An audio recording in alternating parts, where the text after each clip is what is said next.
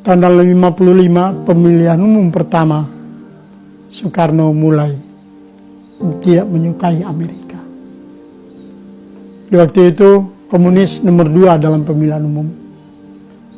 Soekarno akhirnya pergi ke Eropa, Amerika, Soviet, Tiongkok, pulang ke Jakarta, mengambil kesimpulan hanya orang komunis yang bisa melawan Amerika. Akhirnya didekatinya komunis sehingga istana itu penuh dengan komunis. Buya Hamka marahnya. Dia datang ke Bung Karno, kenapa dibiarkan orang-orang yang tidak beragama ini ada di Nusantara? Buya Hamka dan beberapa tokoh Masyumi ditangkap. Proses interogasi yang kejam dirasakan oleh Hamka dan tokoh-tokoh anti komunis lainnya. Dimasukkan ke kolam air, dikasih listrik sampai sakit. Kalau kita mungkin wafat kita itu, karena listrik melalui air kan keras. Karena sakit, dibawalah dia ke rumah sakit Persahabatan Rawamangun, Jakarta. Tak lama dia sehat, dibawalah dia ke Sukabumi, dipenjarakan di sana selama 2 tahun 4 bulan tanpa pengadilan. Tahun 1965 hingga 1966, kekuatan komunis berangsur-angsur dilumpuhkan dari bumi Indonesia. Buya Hamka dibebaskan dari tahanan pada Warsa 1967. Karena merasa kondisi belum cukup aman, Hamka pun hijrah ke Malaysia. Sekembalinya dari Malaysia, Hamka mendirikan MUI, Majelis Ulama Indonesia. Melalui MUI, Hamka berusaha menegakkan akidah-akidah Islam di Indonesia. Hubungan dengan agama-agama lain sangat baik sekali Buya Hamka. Sangat mesra sekali. Tahun 77, Presiden kedua juga membuat Natal bersama. Buya Hamka memanggil semua wartawan, 5 agama dengan Buya Hamka menghadapi wartawan menyatakan bahwa haram orang Islam masuk gereja. Begitu juga sebaliknya. Lihat kami 5 agama sudah damai. Kalau ada ini terganggu hubungan antara agama. Akhirnya keluar di surat kabar. Rakyat ramai membicarakannya. Buya Hamka dimasukkan ke dalam penjara. Naik tapak kaki sepatu ke atas meja. Buya Hamka duduk.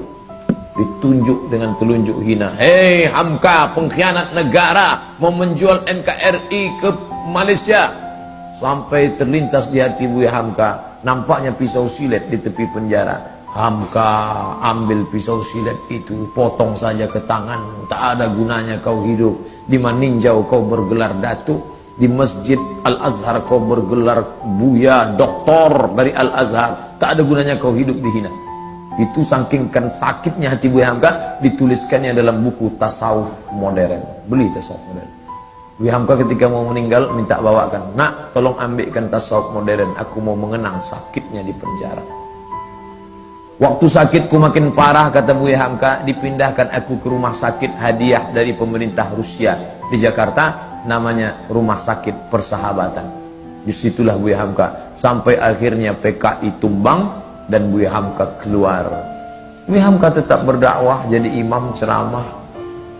Ketika dia sedang duduk di rumah, datanglah orang membawa secari kertas. Assalamualaikum Buya. Waalaikumsalam. Tolong baca kertas ini. Apa isinya? Kalau aku mati nanti, tolong yang menyolatkan jenazahku adalah Hamka. Yang menyiksa, yang memenjarakan Buya Hamka selama 4 tahun itu akhirnya mati. Saya waktu itu penasaran, mau tak Buya Hamka ini? Mau tak? Mau Buya Hamka. Di situ kesal saya tutup buku itu. Kok mau dia? Kok mau Buya Hamka? Andai saya lah itu disiksa orang saya, lalu datang utusannya, andai aku mati, tolong yang mengimamiku Ustadz Abdul Somad, cari Ustadz Abu. Aku tak mau, sampai mati takkan kusolatkan. Barulah saya sadar betapa lembutnya hati Buya Hamka, lunak. Dia tak pernah di Al-Azhar, sekalipun dia tak pernah Azhar, tapi Al-Azhar memanggil dia, memberi dia gelar doktor. Tak pernah kuliah di Azhar. Ustadz Somad 4 tahun di Azhar, balik LC. Sadar diri, aku tak selevel. Hamka luar biasa. Difitnah, Bersebar info seluruh Indonesia bahwa Hamka plagiator. Novelnya itu katanya diambil dari Al-Manfaluti, sastrawan Mesir. Ditulis di harian Lekra PKI punya. Siapa yang memfitnah dia? Pramudia Anantatur. Pram. Buya tak melawan, diam. Akhirnya isu itu hilang, PKI jatuh, NKRI tetap tegak berdiri, dan tak lama sesudah itu datang perempuan bermata sipit dengan suaminya mu'alaf, mau masuk Islam. Assalamualaikum. Waalaikumsalam. Kamu siapa? Nama saya.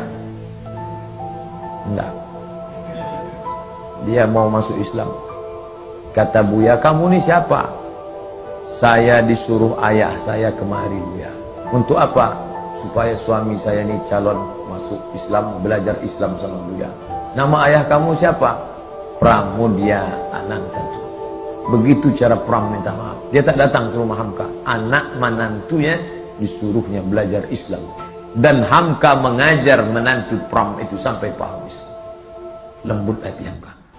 Padahal fitnah luar biasa. Andai saya lah jadi Hamka waktu itu. Datang orang mau belajar Islam, sampai mati tak akan kuajar. Kau cari aja ustaz lain. Itu ustaz di MDI 1000 orang. Di IKMI ada 600 orang. Panas hatiku. Karena kalau hati kita panas, ngajar orang tak betul. Bismillahirrahmanirrahim. Kita marah. Tapi ternyata marah Hamka itu melebur. Bersama apa? Maaf. Tak berkesan. Kalau masih berkesan, berbekas, bukan maaf.